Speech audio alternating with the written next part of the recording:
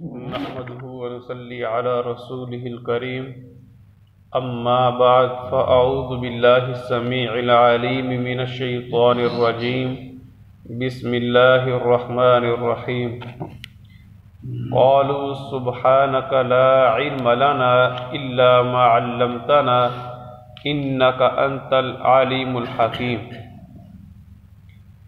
قالو انہوں نے کہا سبحانک پاک ہے تو، لا علم لنا نہیں ہے کچھ علم ہمیں، الا مگر ما علمتنا جو تو نے سکھایا ہے ہم کو، انک بے شک تو، انت تو ہی، العلیم خوب علم رکھنے والا، الحکیم خوب حکمت والا ہے۔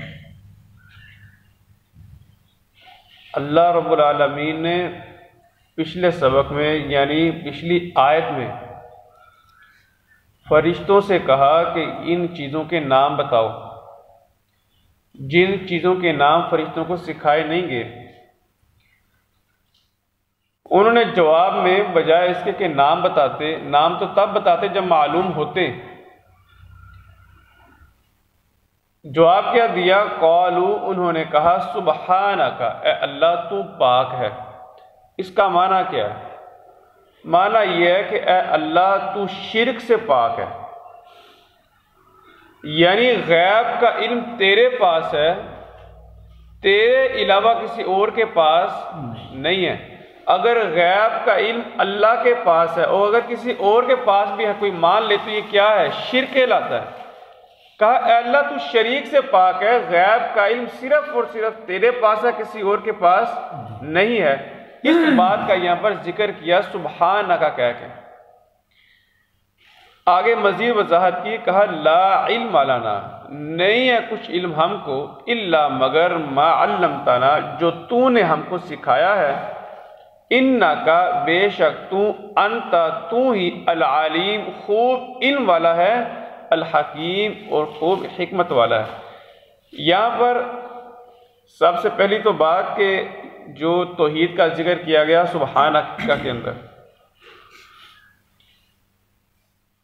علم غیب اللہ رب العالمین کا خاصہ ہے اور یہ توحید اسماء و صفات کے اندر آتا ہے، یہ صرف اللہ رب العالمین کی کسی اور کی نہیں ہے۔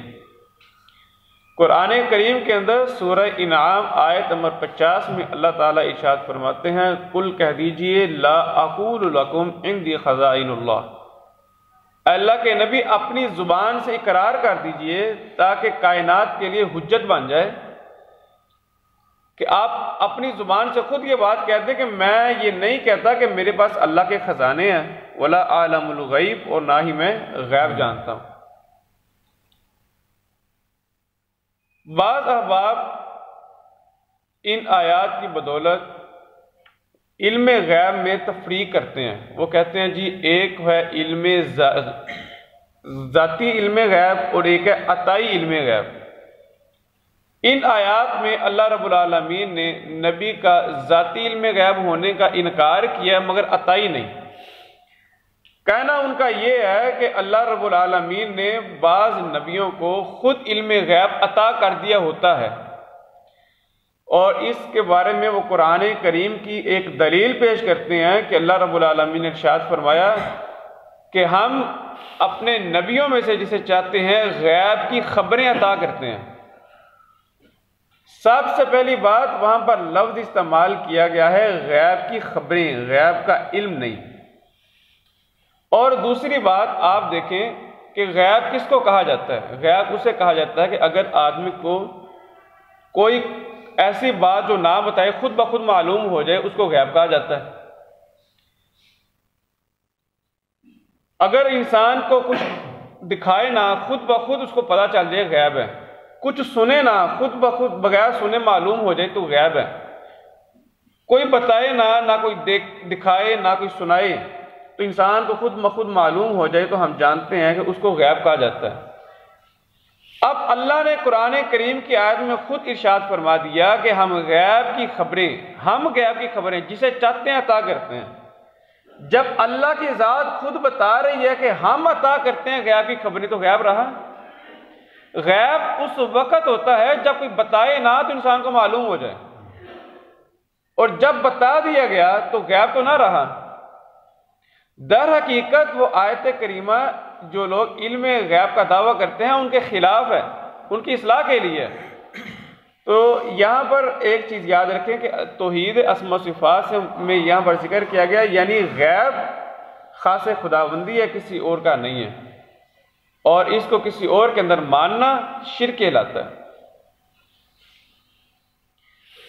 قالوا انہوں نے کہا سبحانک پاک ہے تو، لا علم لنا نہیں ہے کچھ علم ہم کو، الا مگر ما علمتنا جو تو نے ہم کو سکھایا، انکا بے شک تو، انت تو ہی العلیم خوب علم والا ہے، الحکیم خوب حکمت والا ہے۔ ریوائز کر لیں، قالوا انہوں نے کہا، سبحانک پاک ہے تو، لا علم لنا نہیں ہے کچھ علم ہمیں، الا مگر ما جو علمتنا تو نے ہم کو سکھایا، انکا بے شک تو، انت تو ہی، العلیم خوب علم والا ہے، الحکیم خوب حکمت والا ہے۔ قالوا انہوں نے کہا، سبحانک پاک ہے تو، لا علم لنا نہیں ہے کچھ علم ہمیں، الا مگر ما علمتنا جو تو نے ہم کو سکھایا، انکا بے شک تو، انت تو ہی، العلیم خوب علم والا، الحکیم خوب حکمت والا ہے۔